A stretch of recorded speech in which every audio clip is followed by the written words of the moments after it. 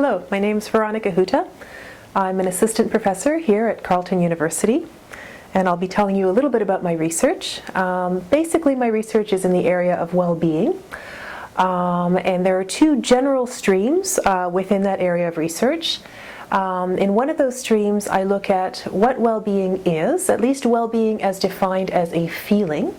So I'm trying to really conceptualize a fairly well-rounded understanding of what well-being entails. The other area of research, again, within well-being, has to do with how people go about pursuing well-being. And really I'm comparing the two main ways that have been identified in which people define well-being and pursue well-being. So let me tell you a little bit more about each one of those. First of all, in terms of defining well-being, if you look at the research literature in well-being, you'll see that really the dominant model, the dominant way in which well-being is conceptualized is the one that's proposed by Ed Diener. And that one is called subjective well-being, and it consists of three components: high positive affect, low negative affect, and high life satisfaction. And I certainly agree that those three are essential for the assessment of well-being. But what I would add to that list, at the very least, is a fourth variable, and that is meaning, the experience of meaning, feeling that your life is meaningful. And in fact, what I've started to advocate lately is in favor of what I've been calling a big four of well-being assessment, such that you have the three components, the three common components of subjective well-being, as well as meaning. Because meaning really captures, subjective well-being captures the valence and the intensity of well-being. Meaning captures additional elements such as feeling that your experiences and activities matter, and that a sense of harmony and interconnectedness between things. So I think that's a very, very important element. So that's one topic, is meaning, bringing meaning into the picture. Then I'm interested in a number of other aspects of well-being. One in particular is elevation. And for elevation, that's a term that I use to reflect several concepts that really cohere as a single whole. The concept of moral elevation that Jonathan Haidt talks about, the concept of inspiration, awe, and also transcendence, or a sense of connection with a greater whole. And as I said, what I've found is that those four concepts, I initially thought of them as separate, and what I've discovered through my research is that they really cohere as a single concept. So I measure them together, and one of the things that I've been doing, one of the things that I've been studying is, I guess I feel that if you want to introduce a concept to the literature, you need to really demonstrate that it does something more than concepts that are already well established. And obviously, the three elements of subjective well-being are well established. So I've been looking at that in literally about 10 data sets to date. And if I look across those data sets, the kind of areas or the kind of variables that are more related to elevation, significantly more related to elevation than they are to all three elements of subjective well-being, are areas that have to do with personal excellence. So eudaimonia, which is something I'm going to be talking about a little bit more in a couple of minutes, as well as the 24 character strengths and virtues that are identified on the VIA classification of strengths and virtues. In fact, when you look at, when you create like a composite of the 24 virtues, that composite correlates on the order of about 0.55 with elevation. That's really a whopping correlation for the social sciences. And I would go so far as to venture that it implies that elevation can be seen as a marker of character strengths. So those are a couple of the areas of well-being, in addition to subjective well-being, that I'm particularly interested in.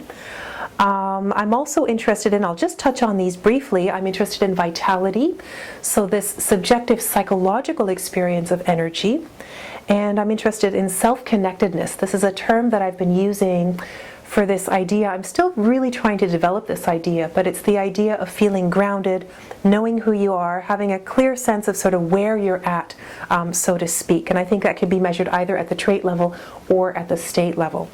So those are a couple of my areas with respect to well-being.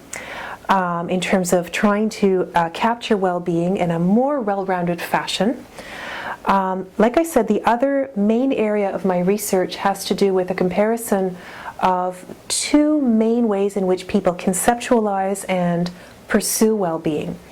Now, if you look at the research literature, the theoretical literature within psychology, as well as all of the theoretical literature in the history of philosophy for the last 2,000 years, what you will find is that perspectives on what constitutes a good life or a life well lived, very roughly speaking, fall into two camps.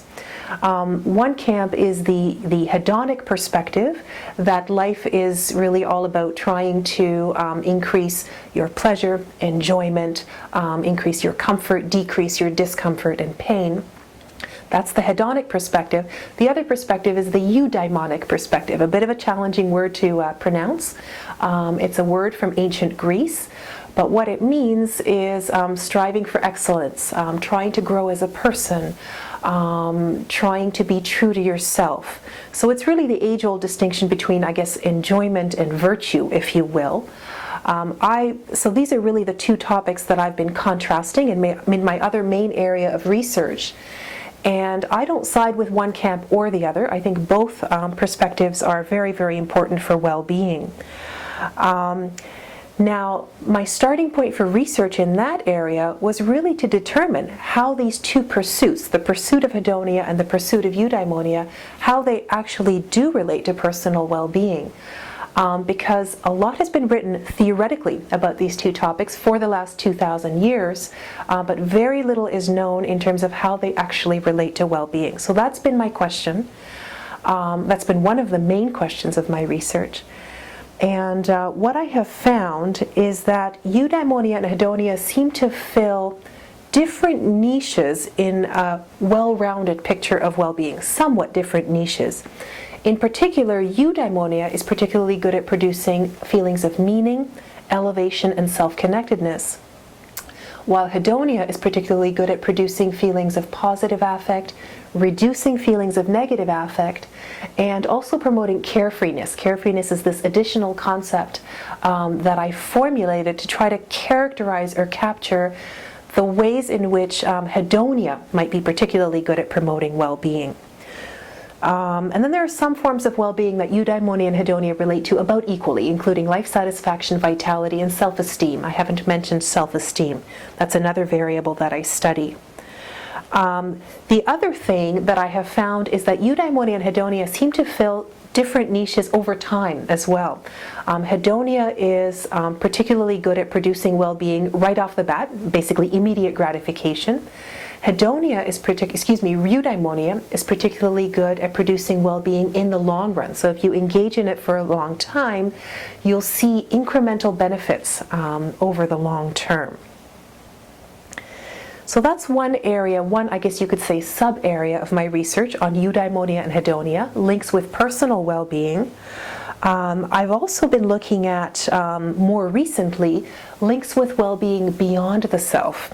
It's kind of a natural extension of studying studying the issue of well-being. So I started by looking at how do these two variables relate to personal well-being, and now more recently I'm starting to look at how do they relate to the way that you impact on the world around you. And what I have found is that while eudaimonia and hedonia both seem to be important for personal well-being, oh, and by the way, I forgot to mention that eudaimonia and hedonia in combination are related to the greatest level of well-being, and that really underpins my argument that both are important. It's not a question of either or.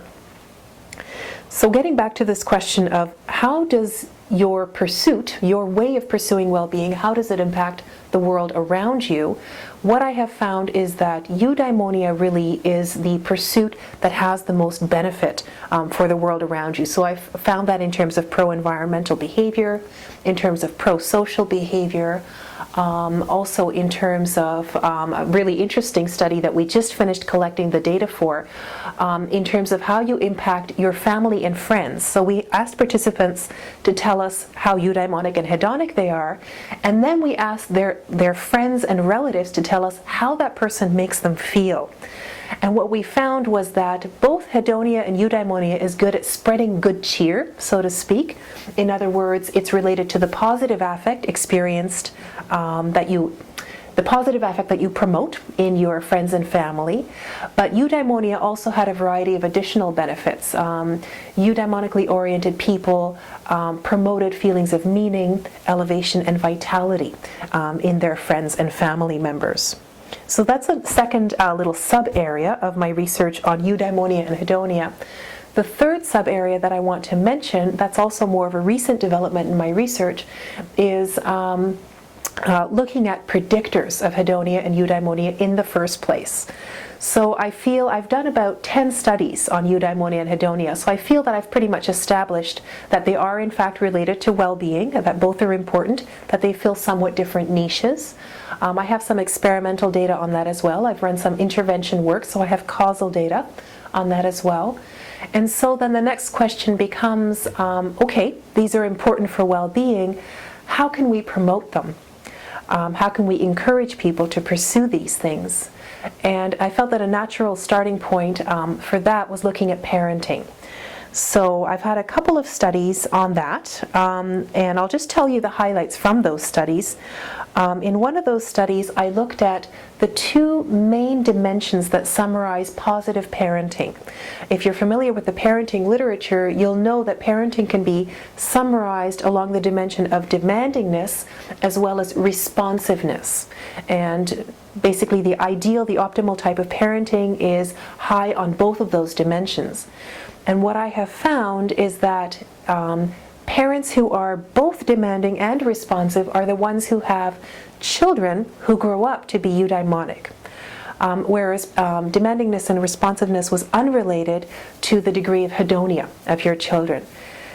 That really suggests to me that if you want your child to grow up to be eudaimonic, you need to really invest. You really need to nurture and cultivate that through your parenting. And it also raises in my mind the possibility that hedonia may be a little bit more temperamentally based, a little bit more innate, a person's degree of hedonia. That's a hypothesis for future research, but that's one possibility. The other study compared whether parents verbally endorsed, say, the value of eudaimonia, and whether they actually role modeled eudaimonia by being eudaimonically oriented themselves. And then we looked at how hedonic their how eudaimonic their children are, and how much well-being their children derive from their eudaimonia. And what I found was that whether the parent verbally endorsed eudaimonia or actually role modeled it, their child grew up to be eudaimonic. However, the child only derived well-being from eudaimonia if the parent had actually role modeled the eudaimonia, had actually engaged in that behavior themselves, rather than just verbally endorsing it. And that really shows that it's important to not just give lip service to this kind of very basic value, very basic orientation to life, but to also demonstrate it through your own behavior as a parent. So those are some of the areas that I'm currently interested in and pursuing. If you would like to learn more about the work that I've been doing, please feel free to contact me.